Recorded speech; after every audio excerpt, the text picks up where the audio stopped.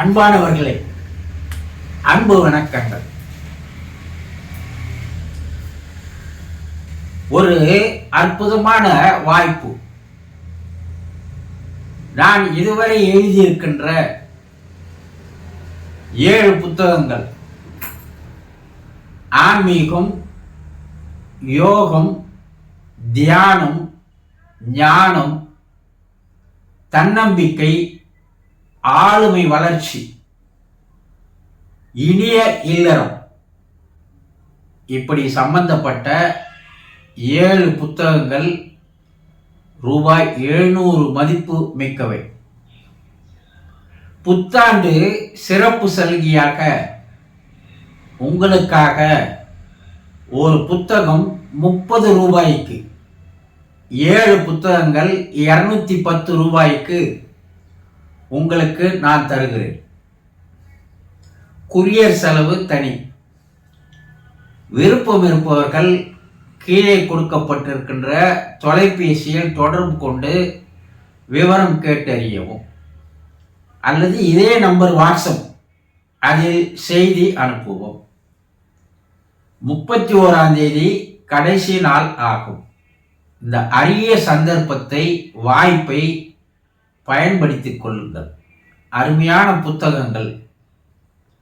குருவுக்கும் சீடனுக்கும் இருக்கின்ற உறவு எத்தகையது? ஒரு குரு என்பவர் எப்படி இருக்க வேண்டும்? குருவுக்குண்டான தகுதிகள் என்ன? போலி குரு யார், உண்மையான குரு யார் என்பதை பற்றி தெரிந்து கொள்வதற்குண்டான கருத்துக்கள். குருவே கீதை என்ற ஒரு புத்தகம், அருமையான ஒரு புத்தகம் இதில் இருக்கிறது. வாங்கி பயன்படுத்தி கொள்ளுங்கள். அன்பானவர்களே,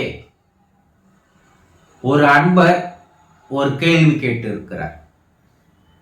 குருஜி, இறந்தவர் ஆன்மா படும் கஷ்டங்களை நம்மிடம் கூறி கண்ணீர் விடுவார்களா என்று கேட்டிருக்கிறார். இறந்து போனவர்களுடைய ஆன்மாக்கள்,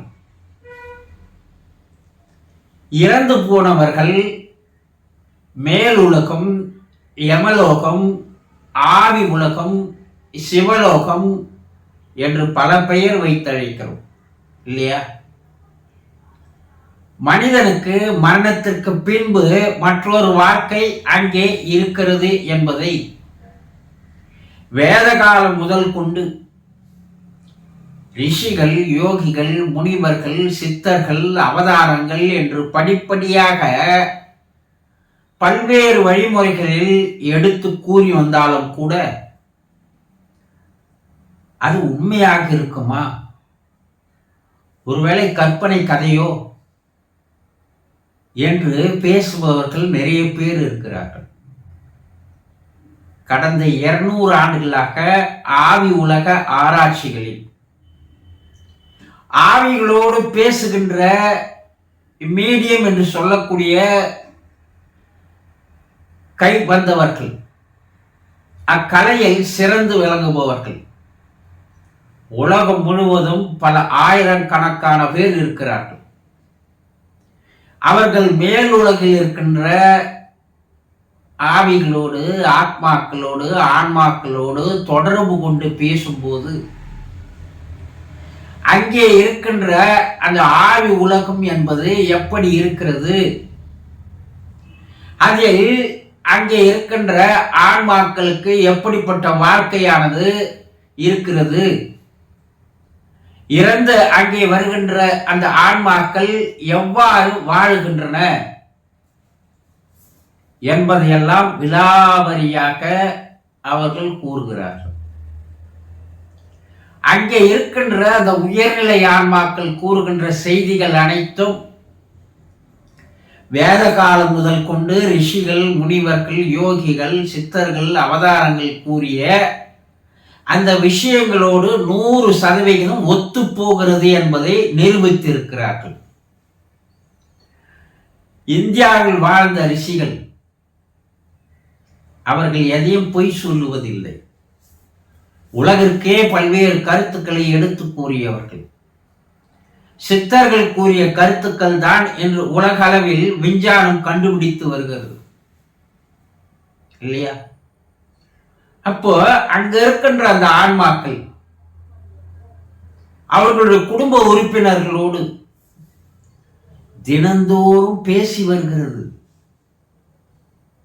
ஆனால் அவர்கள் பேசுகின்ற அந்த குரல் ஒளியை, சத்தத்தை புரிந்து கொள்ளக்கூடிய, கேட்கின்ற வகையில் நம்முடைய புலன்கள் இல்லை என்பதுதான் உண்மை. அவர்களுடைய உருவம் மாறிவிடுகிறது. அவர்களுடைய கேட்கும் திறனும் பேசும் திறனும் பார்க்கும் திறனும் மட்டும் இருக்கிறது என்பதையும் கண்டுபிடித்திருக்கிறார். அப்ப அங்கு அவர்கள் வாழ்க்கை இவ்வுலகத்தில் வாழ தெரியாமல் வாழ்ந்து பல்வேறு பாவங்களை சுமந்து கொண்டு அங்கே செல்லுகின்ற அந்த ஆன்மாக்கள் அந்த பாவத்திற்கு உண்டான தண்டனையை அனுபவிக்கிறார்கள். இதில் எந்த விதமான சந்தேகமும் தேவையில்லை. பாவத்தின் சம்பளம் மரணம் என்று சொல்வார்கள் இல்லையா? ஆனா பாவத்தின் சம்பளம் தண்டனை. அந்த தண்டனையை அனுபவிக்கும் போதுதான் அவர்கள் எவ்வளவு கொடுமையை அனுபவிக்கிறார்கள், வேதனை அனுபவிக்கிறார்கள், துன்பத்தை அனுபவிக்கிறார்கள் என்பதை தன்னுடைய குடும்ப உறுப்பினர்களுக்கு எடுத்து கூறி கண்ணீர் விட்டு கதறி அழுகிறார்கள். அந்த குடும்ப உறுப்பினர்களால் அதை தெரிந்து கொள்ள முடியாது. ஏனென்றால் அது கேட்கின்ற நிலையில் அவர்கள் இல்லை. ஆனால் ஆவி உலக ஆராய்ச்சியாளர்கள் மூலமாக அந்த குடும்ப உறுப்பினர்கள் அந்த ஆன்மாக்களோடு தொடர்பு கொண்டால் அவர்கள் படுகின்ற கஷ்டங்களை, கண்ணீர் கதைகளை எல்லாம் அந்த ஆவிகளோடு ஆன்மாக்களோடு பேசுகின்ற அந்த மீடியம் மூலமாக தெரிவிக்கிறார்கள் என்பதையும் நிரூபிக்கப்பட்டு வருகிறது. வெளிநாடுகளில் பலர் மீடியத்தை பயன்படுத்தி தன்னுடைய குடும்ப உறுப்பினர்கள் எந்த நிலையில் இருக்கிறார்கள், என்ன கஷ்டப்படுகிறார்கள், துன்பப்படுகிறார்கள், வேதனைப்படுகிறார்கள் என்பதையெல்லாம் தெரிந்து கொண்டு அவர்களை அந்த துன்பத்திலிருந்து விடுவிப்பதற்குண்டான சடங்குகளை, காரியங்களை, பிரார்த்தனைகளை செய்கிறார்கள் வெளிநாடுகளில். ஆனால் நம் நாட்டில் இன்னும் அந்த அளவிற்கு மக்களிடையே ஒரு தெளிவு இல்லை. அதனால் அது நமக்கு ஒரு கற்பனையாக தெரிகிறது. வாழும் பொழுது பூமியில் சரியான வாழ்க்கை வாழாதவர்கள், பாவங்களை அதிகமாக சேர்த்து கொண்டவர்கள் அங்கே போய் துன்பப்பட்டு தான் ஆக வேண்டும், கண்ணீர் விட்டு தான் ஆக வேண்டும் என்பது பல்வேறு ஆராய்ச்சிகளின் முடிவில் இருந்து தெரிய வருகிறது என்பதை தெரிந்து கொள்ளுங்கள். தெரிந்து கொண்டீர்களா? சந்தோஷம்.